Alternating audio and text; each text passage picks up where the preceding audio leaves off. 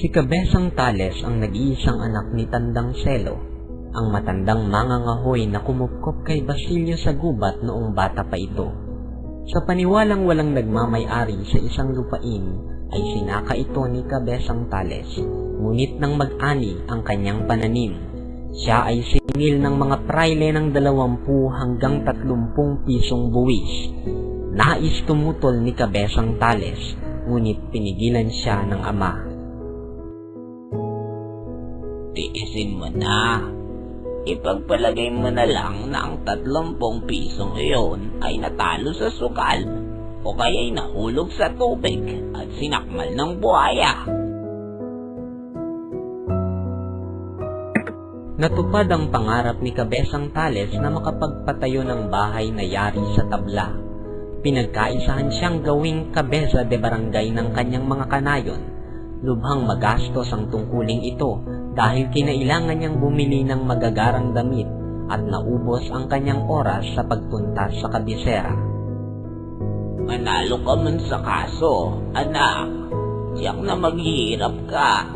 Ni isang saplot ay walang matitira sa'yo. Lahat tayo, ama, ay babalik sa alabok at ipinanganak na walang saplot. Inilakad ni Kabesang Tales kung kani-kanino sa pamahalaan ang karapatan niya sa lupa. Pinagsamantalahan naman ng mga ito ang kanyang kamangmangan. Napiling maging sundalo ang kanyang anak na si Tano, ngunit hinayaan niya ito sa halip na magbayad ng kapalit. Magbabayad ako sa mga abogado. Kung mananalo ko sa usapin ay mapababalik ko si Tano. Ngunit kung ako'y matatalo ay hindi ko na kailangan ng anak.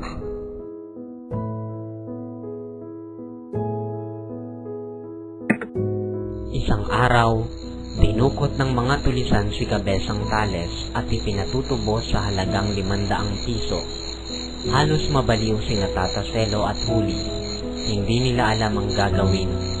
May 200 piso si Huli, ngunit hindi yon makasasapat. Siya ay nagdasal ng nagdasal, ngunit walang milagrong naganap, kaya't nagpasya siyang manilbihan sa isang mayamang kababaryo.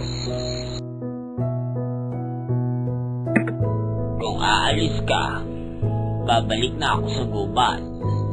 Kailangan makabalik ang aking ama, at kapag nanalo tayo sa usapin ay matutubas ako sa pagkaalila.